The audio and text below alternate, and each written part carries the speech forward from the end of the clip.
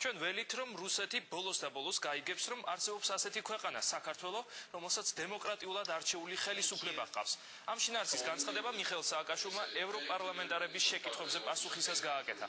რუსეთ-საქართველოს ურთიერთობების გარდა პარლამენტარები ბევრი სხვა საკითხითაც დაინტერესდნენ.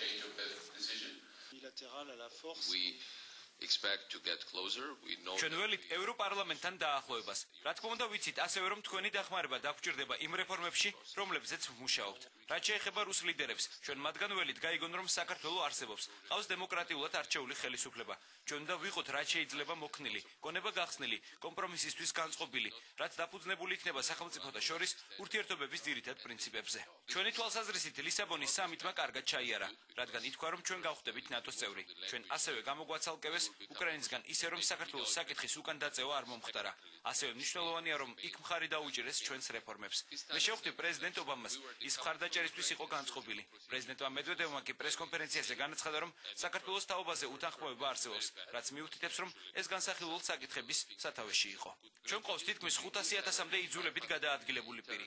მათი უმეტესობა საქართველოშია, თუმცა ზოგიერთმა ქვეყანა დატოვა. ნატოს მოსახლეობის 70%-ზე მეტი უჭერს მხარს, რაც ნიშნავს რომ ქართულ ხალხს სხვა ალტერნატივა არ აქვს. ჩვენ ავღანეთის ოპერაციაში მოსახლეობის რაოდენობის გათვალისწინებით ყველაზე დიდი წვლილი შეგვაქვს. ქართული სამხედროები მსახურობენ ჰელმანდში და პირობას ვუდებთ რომ გავზრდით ჩვენს ჩართულობას ამ ოპერაციაში.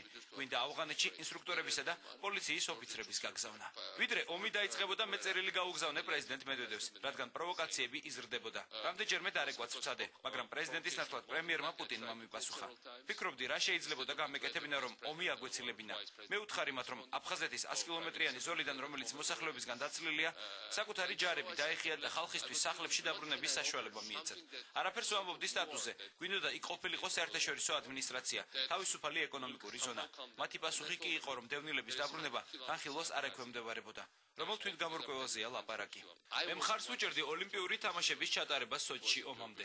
ვიმედოვნებდით რომ იქ უფრო ცივილიზებული ქცევის მოწმე გავხდებოდით, მაგრამ ახლა ვხედავთ რომ აფხაზეთიდან გააქვთ სამშენებლო მასალები და ანადგურებენ სანაპიროს. იქ უდიდესი ჰუმანიტარული კატასტროფაა და არ ვაჭარბებ. ისინი ანადგურებენ აფხაზეთის ბუნებრივ სიმდიდრეებს. ცდილობენ სოხუმის აეროპორტის გახსნას, რაც ყველანაირ საერთაშორისო ნორმას ეწინააღმდეგება. მაგრამ ვიმედოვნებ, რუსები გააცნობიერებენ ამ ვითარებას და უფრო მეტად ცივილიზებულად მოიქცევიან. ან სულ მცირე აღარ დაუშვებენ მსგავსი სიტუაციის განმეორებას.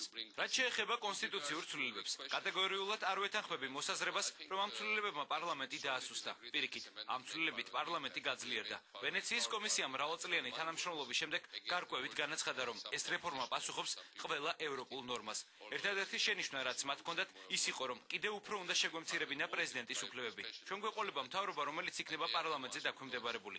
ყოველდღიურად იქნება ანგარიშვალდებული პარლამენტის მიმართ და მეტნაკლებად ეს იქნება საპარლამენტო ხელისუფლება, რაც ჩვენი რეგიონისთვის უზარმაზარი მიღწევაა. შემიძლია გითხრათ, რომ ეს კონსტიტუცია არ არის პირადად ჩემთვის შექმნილი, არც ვინმესთვის შექმნილი და არ შეიძლებოდა ყოფილიყო. ჩვენ უზარმაზარი რეფორმები გვაქვს წინ, როგორიცაა პარლამენტის გადატანა ქვეყნის სიდიდით მეორე ქალაქში, ქუთაისში. ასევე კონსტიტუციური ცვლილებები, საგანმანათლებლო, სოციალურ სისტემებში, გავატარეთ ეკონომიკური რეფორმები. რაც შეეხება მედიას, პარლამენტმა წარადგინა კანონპროექტი მედია მფლობელების ტრანსპარენტულობის შესახებ. ადგილობრივი არჩევნებისთვის BBC ჩვენთან მონიტორინგს ატარებდა, რომლის ანგარიშის ნათქვამი იყო, რომ არჩევნების გაშუქება ოპოზიციისა და ხელისუფლებისთვის სამართლიანი იყო. რაც შეეხება დემონსტრაციებს, გასულ წელს თბილისში 3 თვის განმავლობაში მიმდინარეობდა დემონსტრაციები.